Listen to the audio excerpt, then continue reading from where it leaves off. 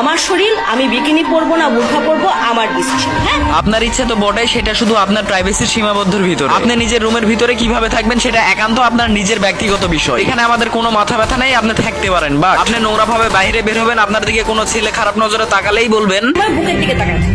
Y আপু, কেন একটা ছেলে আপনার বুকের দিকে তাকিয়ে থাকে? নিশ্চয়ই আপনি আপনার বুককে হেফাজত করতে পারতেছেন না, একটা ছেলের আকর্ষণ করতেছে বিধায় তো একটা ছেলে তাকাইতেছে। ওয়াই আপু, আপনি কেমন মেয়ে যে আপনার মুখের দিকে তাকাইতে গেলে আগে বুকের দিকে চোখ যায়? তাহলে এখন আপনি আপনার দিক থেকে চিন্তা করে দেখেন, আপনার বুককে আপনি কি পরিমাণে আকর্ষিত করে রেখেছেন। আপনি খুলে নিয়ে বসে থাকবেন একজন ছেলে হিসাবে, সেই দিকে চোখ গেলেই দোষ। কোন হিসাবে উঁচু গলায় এরকম লজিকহীন কথাবার্তা বলেন, মাথায় ধরেন। ওয়েট, এই আপুটার মতো এখন কিছু বখাটে আপুদের কোশ্চেন থাকবে, তাহলে বোরকা পরা মেয়েরা ধর্ষণ হয় কেন? এখন আমি বলবো ঠিক আপনার জন্যই বোরকা পরা মেয়েরা ধর্ষণ হয়। হ্যাঁ, ঠিক আপনার জন্যই। গ্রাম বাংলায় একটা কথা আছে, একের পাপে দোষের সাজা। আপনি শিক্ষিত হইলে বুঝবেন আশা করি। কথাবার্তা শুনে তো শিক্ষিত বলে মনে হয় না, কারণ যার মাথায় সুস্থ শিক্ষা আছে সে নিজের ইজ্জত অন্যকে দেখাবে বলে তো আমার মনে হয়। এবার যাই হোক, এখন মেন টুজি পাওয়ার পয়েন্টে আসা যাক। আমি ছোট কাপড় পরবো, খুলে রাখবো নাকি ঢেকে রাখবো, এটা আপনার জন্য রাখবো না। আমি যদি খুলে রাখি আমার জন্য রাখবো, ঢেকে রাখলো আমার জন্য রাখবো। আপনি খুলে রাখবেন নাকি ঢেকে রাখবেন সেটা আপনার ব্যক্তিগত বিষয়, কিন্তু সেটা শুধু আপনার একান্ত রুমের ভিতরে। আপনি নোংরামো করেন সেটা আপনার রুমের ভিতরে আয়নার সামনে গিয়ে নিজে করেন, নিজে দেখেন। অন্যকে দেখার সুযোগ করে দিবেন, আবার অন্যরা দেখলেই দোষ। দেখেন ভাই, আপনি যদি এখন আমাকে প্রশ্ন করেন দেশ ধ্বংসের কারণ কি, তাহলে আমি বলবো এই মেয়েটা। এখন যদি আপনি আমাকে প্রশ্ন করেন দেশে ধর্ষণের হার বৃদ্ধি হওয়ার কারণ কি, আমি বলবো এই মেয়েটা। ভবিষ্যতে একটা প্রজন্ম ধ্বংসের দিকে চলে যাবে এইরকম মেয়ে নামের কলঙ্কদের জন্য। এইরকম নোংরা মেয়েরা তরুণ প্রজন্মের মেয়েদের কাছে যেরকম ভাবে প্রেজেন্ট হয়, যেরকম ভাবে কথাবার্তা বলে তাদের ব্রেনটা ওয়াশ করতেছে, এই মাইন্ডসেটের ভিতরে যে সকল তরুণ প্রজন্মের মেয়েরা ঢুকবে, ভবিষ্যতে গিয়ে একটা জাতিকে ধ্বংস করার জন্য এইরকম কিছু মেয়েই যথেষ্ট। আল্লাহ মাফ করুক, এরকম ভয়াবহ বিষয় থেকে আমাদের বের হয়ে আসার তৌফিক দান করুক। আবার এই আপুটার সাথে সাথে সবাইকে আরেকটা কথা রিপ্লাই না দিলেই না।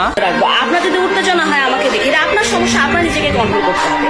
সত্যি কথা বলতে বোরকা পরা মেয়েদেরকে দেখলে উত্তেজনা তো দূরের কথা, মাথা অটোমেটিক নিচে চলে যায়। আর বোরকা পরা মেয়েদের দিকেও যে সকল ছেলেরা খারাপ নজরে তাকায়, আমি বলবো তার খারাপ নজর দেওয়ার পিছনে সে দূষিত বটে, তার থেকে বড় দোষী আপনি নিজে। এখন বলেন কিভাবে? আপনি যে নোংরা পোশাক পরে বাইরে বের হন, আপনার নোংরা পোশাক দেখে একটা ছেলের মাইন্ডসেটের ভিতরে খারাপ কিছু গেঁথে গেছে, আপনাকে দেখে সিডিউস হয়ে আপনাকে না পেয়ে অন্যকে দিয়ে সে তার শূন্যতা পূরণ করার চেষ্টা করে, তাহলে কি দোষী এখন আপনি হইলেন না? বর্তমানে বাংলাদেশে 78% ধর্ষণ হয় ছেলে মেয়ে উভয়ের ইচ্ছায়। গ্রেপ্তার ও আইনের আওতায় আনা হয় শুধু ছেলেদের। উত্তেজিত কি ছেলে শুধু একাই ছিল? প্রশ্ন থেকেই যায়। আবার এই আপুটার কথা অনুযায়ী বাংলাদেশের ছেলেরাই কনফিউজ। বাংলাদেশে বেটা মানুষ খুব কনফিউজ। এরা আসলে জানে না যে কথা বলার সময় চোখের মনি কোথায় রাখবে না।